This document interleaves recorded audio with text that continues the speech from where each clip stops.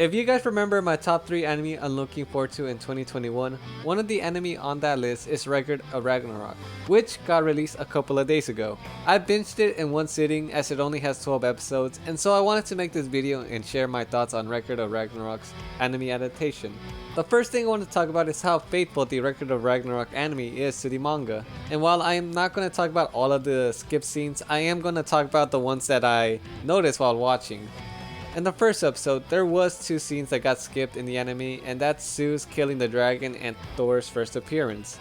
In the manga, after hearing about Ragnarok from Brunhild, Zeus did kill the dragon behind him before destroying that podium, which did show Zeus' nature of loving battles and an average old man in anime. And for the Thor scene, he actually did got introduced right after this Zeus scene, as he did kill a demon named Incubus who tried to force a relationship with Brunhild. And what's weird about skipping this Thor scene is that he was much more intimidating than he was just waiting before his fight in the anime.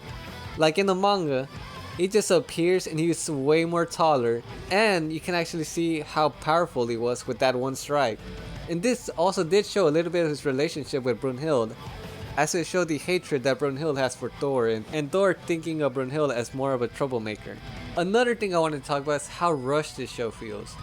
There are moments throughout the show where I thought it would have been much more better if it took its time to hype it up. For example, Lu Bu's introduction was, in my opinion, a bit underwhelming compared to the manga, where you could actually feel the intensity with every panel. And I did feel this way with all of the fights as well, which I want to talk about next. And since this is a fighting manga, you would think that this would be the one thing that the studio that made Record of Ragnarok, Studio Graphinica, would spend most of their time and resources on, but this wasn't the case. You may have heard from Twitter or other social media sites that the fights in Record of Ragnarok felt like watching a PowerPoint presentation, which isn't too far from the truth. The fights in Record of Ragnarok were not that good as I thought it would be. And while I feel like the fights did get better gradually, it was still pretty average. But back to the PowerPoint presentation criticism.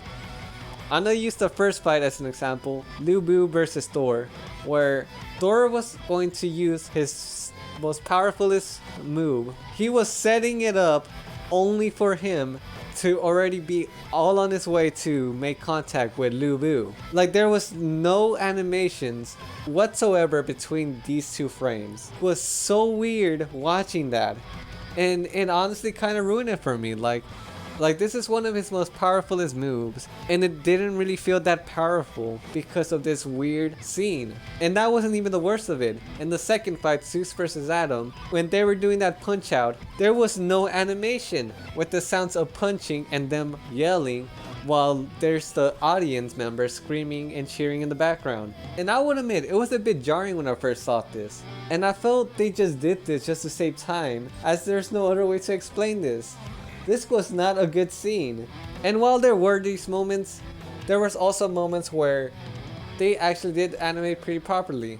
What I do want to say, that despite all the criticism that I have for Record of Ragnarok's anime adaptation, I did enjoy watching it. I love some of the moments in the Record of Ragnarok manga that I think got adapted well in the anime. Like, for example, when Adam was losing the fight against Zeus and heard that baby crying, I felt that was a really impactful scene that did justice in the manga. I think it did a good job making this an emotional scene. And I do think the Record of Ragnarok anime adaptation isn't bad, but it's more average, which is why I want to rate it a 6 or a 7 out of 10.